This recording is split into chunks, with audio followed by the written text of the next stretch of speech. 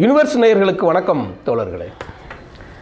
MR Radha எம்ஜிஆரின் வாழ்க்கையில் ஒரு தவிர்க்க முடியாத இடத்தினை பிடித்து விட்டாருங்கிறது தெரியும். எம்ஆர் ராதா இயக்கத்திற்கு மட்டுமல்ல, அவர் இயக்கத்திற்கு விசுவாசமாக இருந்தார். எம்ஜிஆர் அவர்கள் தன்னுடைய இயக்கத்திற்கு விசுவாசமாக இருந்தார் அப்படிங்கிறத நம்ம பார்த்துருக்குறோம். ஆனால் எம்ஜிஆருக்கு அடுத்து நம்ம எம்ஆர் ராதாவை ஏன் வைக்கிறோம் அப்படின்னு கேட்டால், அரசியலிலும் இயக்கத்திலும் தமிழர்களுக்கும் தமிழ்நாட்டு சுயமரியாதை இயக்கத்தில் அவர் தவிர்க்க முடியாத ஒரு ஆள்.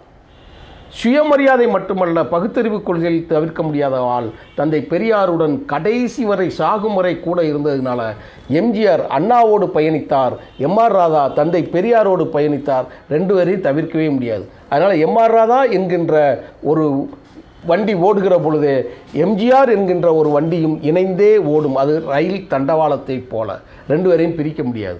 அதுக்கு பிறகு இவங்க அரசியல் தனியாக பார்க்கலாம்.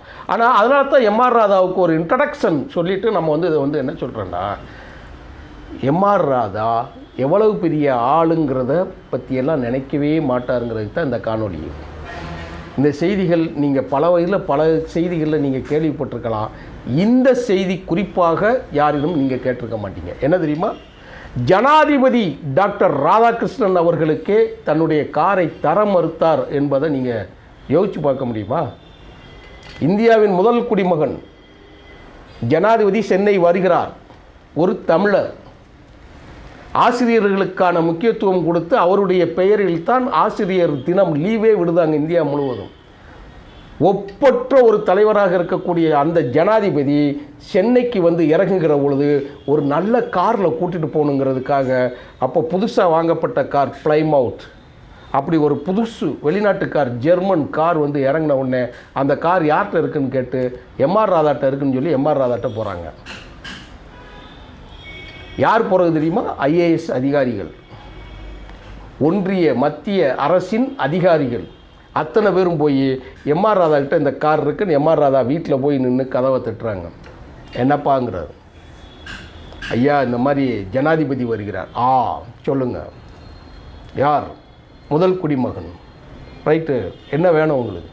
உங்களுடைய காரை ஒரே ஒரு நாளைக்கு வேணும் ஜனாதிபதி சுற்றுப்பயணத்துக்காக. எம்ஆர் ராதா சொன்ன வார்த்தை என்ன தெரியுமா?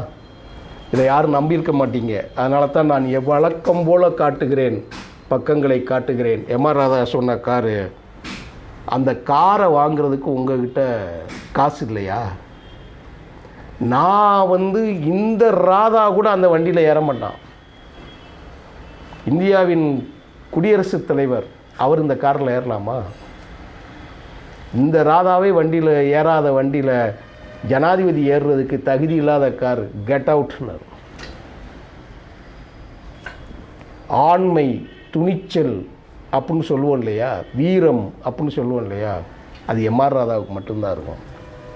அப்போ அவர் சொன்னது, அந்த கார் உங்ககிட்ட இருக்குன்னா, டேய் அது கார் இல்லைடா, அது ஒரு தகரம், பலன்னு பெயிண்ட் அடித்து வச்சுருக்கிறோம், என் பிள்ளையே ஏறாத கார். அப்போது மீண்டும் ஒரு முறை கேட்கும்போது அவர் சொன்னார், இந்த கார் அப்போ எதுக்கு தான் நீங்கள் பயன்படுத்துவீங்க? என் வீட்டு மாட்டுக்காரனுக்கும் என் வீட்டில் சாணி எழுறதுக்கு அந்த காரை வச்சுருக்குறேன். சாணி எழுற காரையா அவங்க ஜனாதிபதியை கூப்பிட்டு வர சொல்கிறீங்க? போயிட்டு வான்னு அனுப்பி விட்டார்.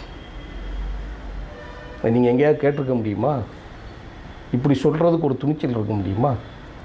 சரி, அந்த சாணி எழுறதுக்கும் மாடு எழுறதுக்கும் ஒரிஜினல் லட்சம், இன்றைக்கி கோடி ரூபாய்களுக்கு மேலே, பல கோடிகளுக்கு உண்டான மதிப்பு, அன்னைக்கு 1 லட்சம் ரூபாய்க்கு மேலே உண்டான காரை, ஜனாதிபதி விரும்புகிறதுக்கு உண்டான காரை சாணி எழுறதுக்கு வச்சுருக்கேன்னு சொன்னார். அது எதுக்காக சொன்னார்? அந்த சாணி யாருக்காக அள்ளப்பட்டது? அந்த சூழல் எதற்காக வந்ததுங்கிறத அடுத்த காணொலியில் பார்ப்போம். நன்றி தோழர்களே, வணக்கம்.